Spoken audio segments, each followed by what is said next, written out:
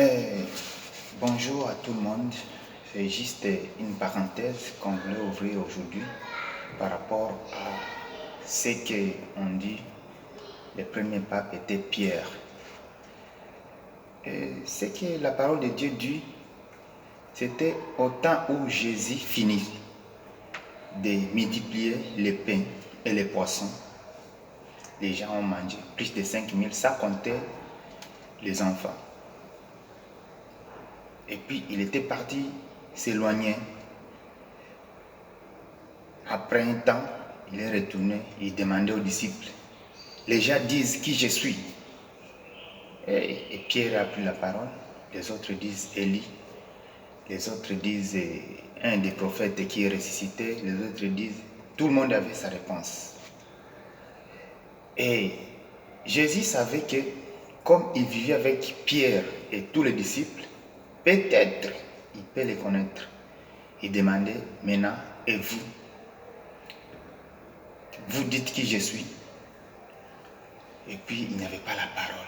Il y avait presque 10 à 15, 20 secondes sans réponse. Et le même Pierre prit la parole aussi et dit, toi, tu es le Fils de Dieu, le Saint de Dieu qui est descendu. Ça paraît une bonne réponse devant le Seigneur. Et le Seigneur l'a regardé, il a dit, ce que tu as dit, ça ne vient pas de toi, ça vient de mon Père. C'est mon Père qui t'a révélé ça. Et sur cette révélation, je bâtirai mon église, que le séjour des morts ne peut jamais résister. Je donne la clé, tout ce que tu vas fermer ici sur terre, ça sera fermé. Et tout ce que tu vas ouvrir, ça sera ouvert. C'est là où on arrive à notre sujet. Dieu n'a pas donné la clé, ou bien le Seigneur Jésus n'a pas donné la clé aux pierres. Il a donné la clé à cette révélation des fils de Dieu.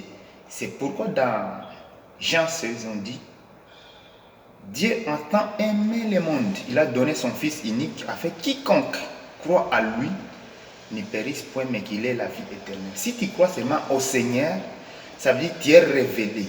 Et puis il a dit, je pars vous préparer une place.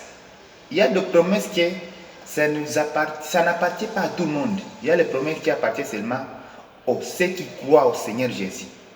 Maintenant, croire au Seigneur Jésus, c'est quoi? Ce n'est pas comme tu pars à l'église, tu lis la parole, ah, moi je crois à la parole. Non.